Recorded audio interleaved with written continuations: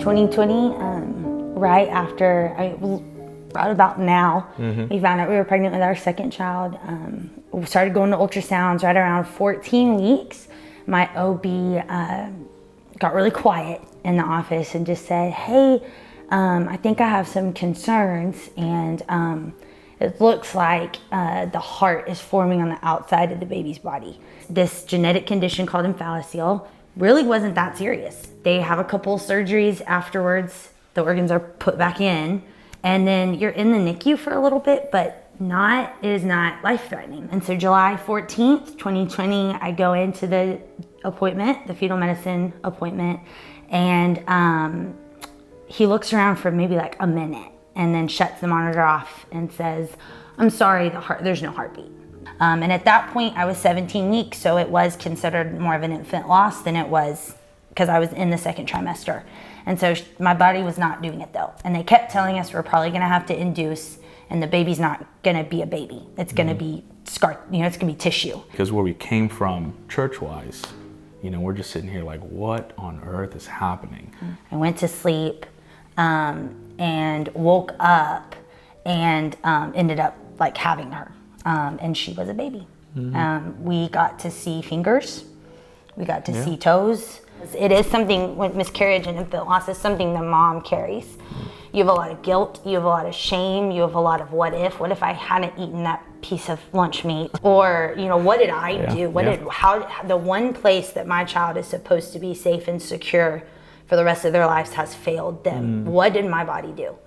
And Chris entered into that with me and felt the pain with me. And it restored our marriage. It completely changed the way I have parented. It's completely changed my story with being able to connect with women now. I think a little angel network could have helped a lot. We didn't have a lot of support. I think people try to help and people want to help. The hospital was not set up for grieving parents at all.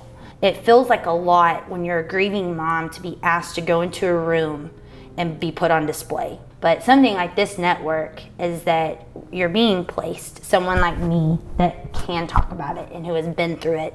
And I love telling our story, and I love comforting other moms going through this. And for me, and then obviously, and Katie can speak to it, but how having a care package from Little Angel Network is, I think, the biggest thing throughout the process is someone there. It hits different when it's someone who has been through those things, who has walked that walk, and who looks at it and says, hey, it's gonna be okay. Not because I just think it's gonna be okay and that's what I'm supposed to say, but because I've been through it, walked through it, and I'm here now.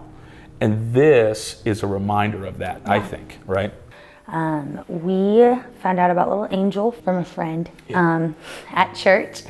Who had known our story. I'm very open about it. It's really been ingrained in our life. We have not, we've talked a lot about it. We've talked to a lot of people about it. And so she approached me and asked if I would be willing to tell it maybe on more of a public scale. And it's been on my heart for a while to do so.